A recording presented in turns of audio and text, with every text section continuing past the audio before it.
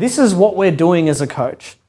Now, this is the how, right? One of the things that Sharon spoke about, this is the ultimate goal, is we are bringing people back to wholeness. So the myth is that people are broken, and we want to help people reconnect with their wholeness, reconnect with who they are at their being, reconnect with their best selves, which is who we all are. It's very easy to, though, become disconnected from that, become in our heads, overly analyzing stuff, disconnected from our bodies. That's a real epidemic, is that we're disconnected from our bodies and we're stuck inside our heads.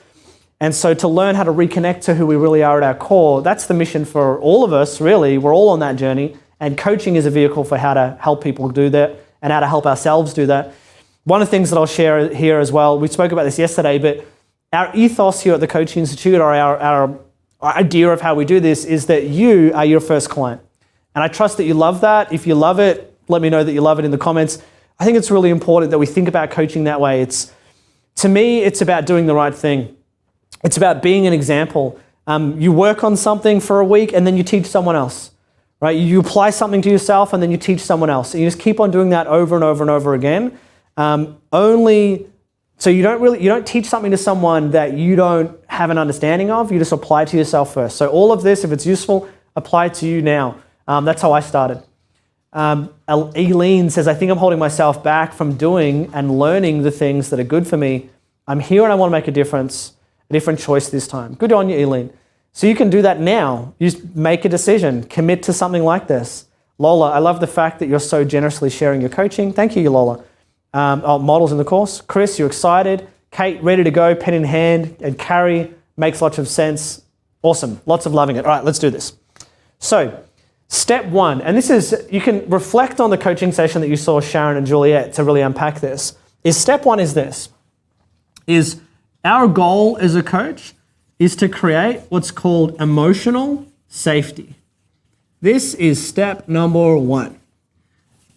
And so this is a space where you feel safe with the other person.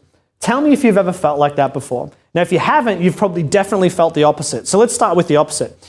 So have you ever been to a doctor before? And I'm not in any way banging out doctors. Doctors are very important. But have you ever been to a doctor or some kind of appointment like that where you felt like that person didn't have your best interest at heart? Let me know. If you've been in a place like that where maybe you felt judged, or you felt like you were just a number, right? Or you went to a practice or something and the receptionist was kind of real busy and didn't make eye contact with you and was like, just have a seat, and was really abrupt, but you were feeling a little bit emotional or something like that.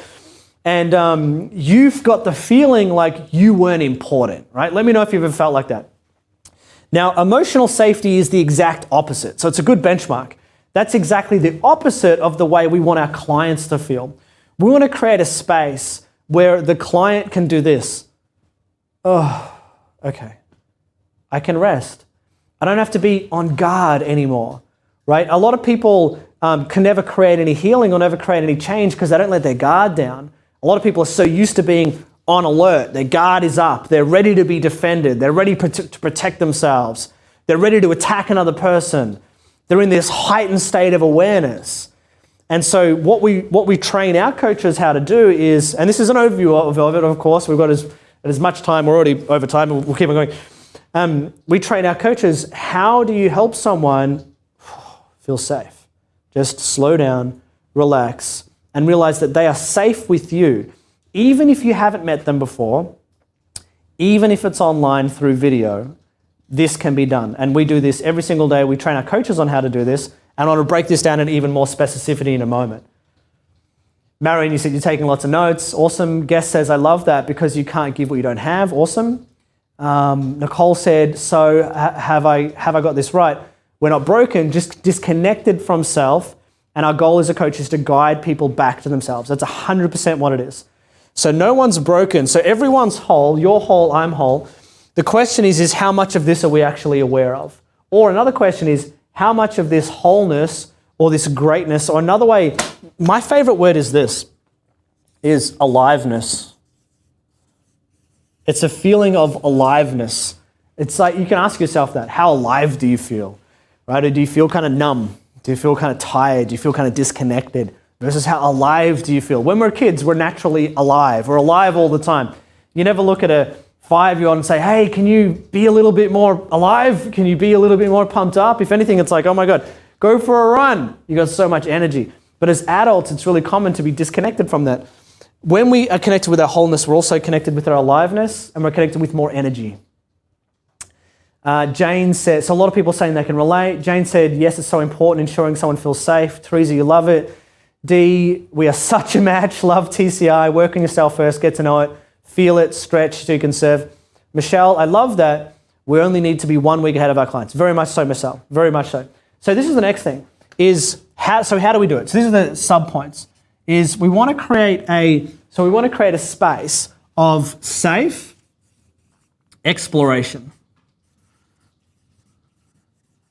And I want to add the next one on as well. No advice giving.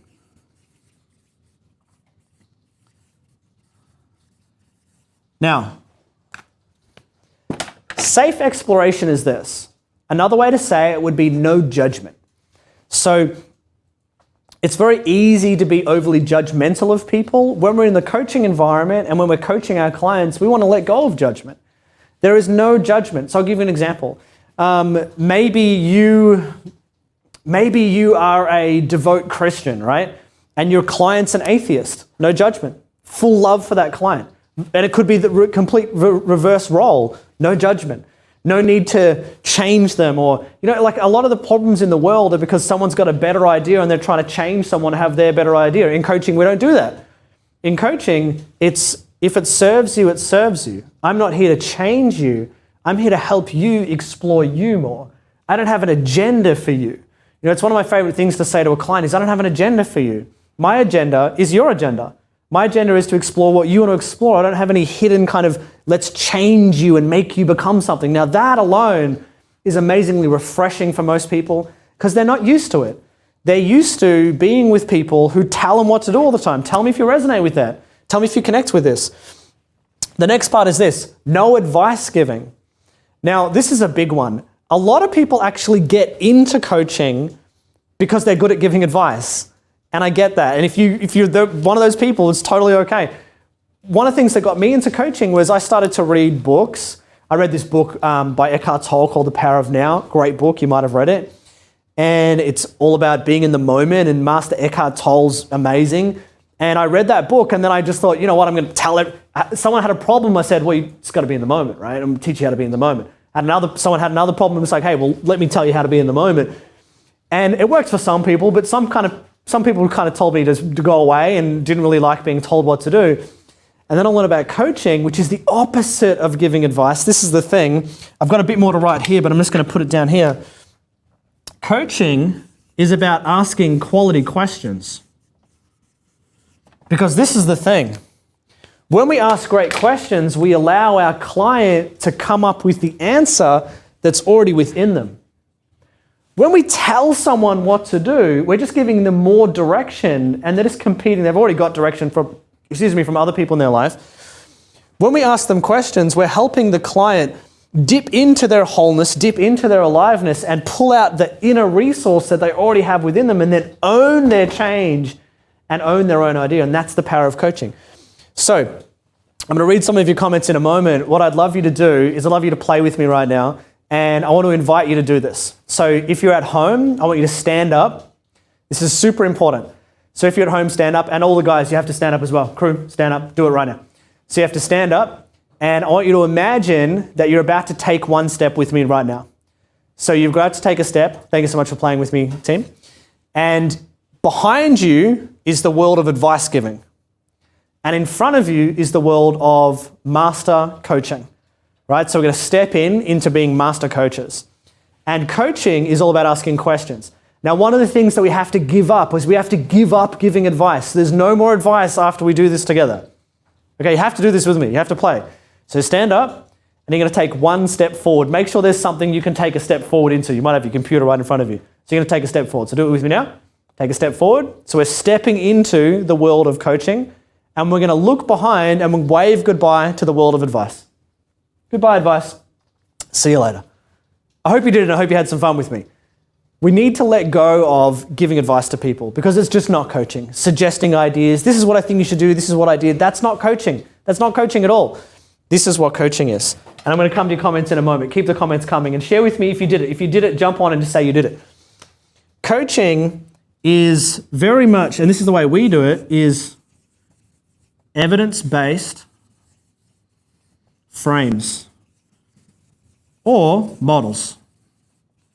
So an evidence-based frame or model is essentially some people got together, created a massive body of work, and then created a framework based on that body of work of what we know makes a difference right now. For example, one of those people is Brené Brown.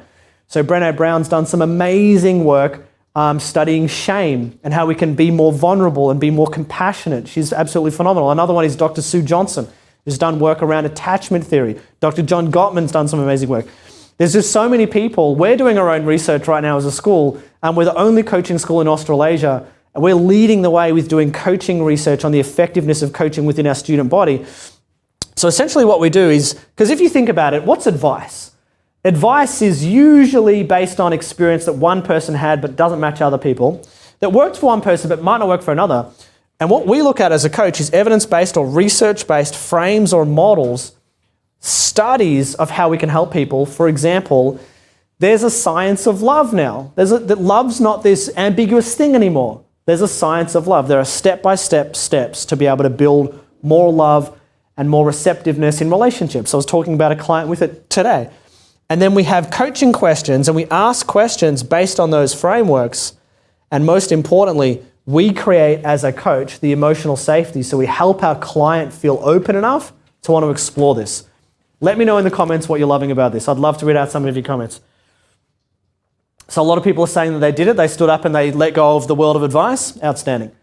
Bella, you love it. No advice giving. Brilliant. Diane, thank you. This is helping me in my current role with supporting others, making business decisions. Kate, you stepped into the new you. Samantha, love this, love this, love this. Paul, don't judge. Help them find the answer that's already within them. That's right. That's exactly right. It resonates with you. Kimberly, I miss those times when I was more alive and playful. I get it, Kimberly. I imagine that's why you're here. Andrew, will I be able to create that space for yourself? Of course, of course. What I actually recommend is when we take you through this, you can actually learn how to do this in what's called the Foundations Weekend. You're going to hear from a wonderful guy named Joe Parnay. We're going to talk about that really soon. Is you apply it to you. You apply it to you and you apply it to all your relationships. It's like your practice as a coach.